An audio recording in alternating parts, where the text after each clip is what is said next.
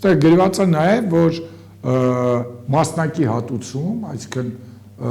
սահմանված գներից բարձր եւ այլի դեպքում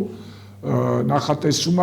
մասնակի հատուցումն է սահմանված գնից 50%-ից ոնց որ թե ավել չի կարող լինել։ Հա, բայց այդտեղ հետաքրքիրը որն է։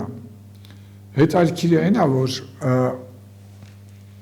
ստացվում է դու մարդուն պարտադրում ես այս համակարգից օգտվել, մի մասը չես ֆինանսավորում, բայց ստիպում ես, որ ինքը վճարի իր հաշվին, կոպիտ ասած։ Դու գցում ես մի բանի մեջ, թակարդի մեջ, անունը բժշկական ապահովագրությունն է,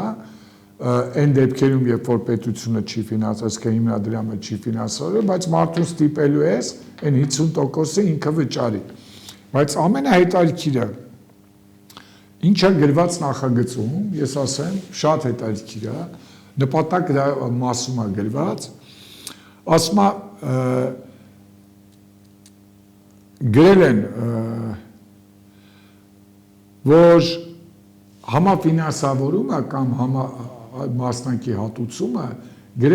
նախատեսել են նրա համար, որ հնարավորինս քիչ մարդ կարողանա օգտվի, այսինքն ծավալները մեծ չլինեն։ Ես կարծում եմ, նպատակ դաշտում գրված է նպատակն է նպաստել բնակչության առողջապահական կարիքների բարելավմանը, բարձրացնել բժշկական ապահովության և սպասարկման ծառայությունների հասանելիությունը, նպատակ դաշտում է, բայց երբ որ կարդում ենք համավճարի սահմանման նպատակ մասը, նախատեսում է մասնակի հատուցում, որպեսզի զսպեն բժշկական օգնության և սպասարկման առանձին ծառայությունների անհարկի սպառման ծավալները։ Այսինքն դե հավեսի համար ասում չգնան, կողմից կասում, մի կողմից ասում է ժողովուրդ ձեր առողջության մասն ենք մտածում, բայց ասում է տենց շատ չոգևորվեք, էլի։ Ասում համավճար ենք անում, որ մի բան էլ դուք տաք, որ տենց հաճախ չգնաք։ Հաճախ չգնաք, չնայած կարող առողջական խնդիր ունեք, բայց զսպեք ձեզ։ Այն ինչի մասով հիմնավորում էր, ասում են, մարդիկ չեն ուզում իրանց գրպանից փող, այսինքն այս խնդիրը կա, դրա համար համերաշխություն,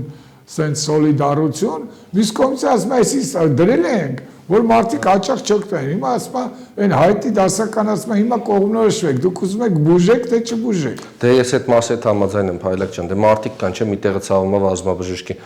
Հիմա մարդիկ ասում են, դուք մի քիչ դիմացեք, ասում ամեն ցավին հո բժշկի չեն գնում։ Հələ 6 ամիս էլ հերթագրել ունեն։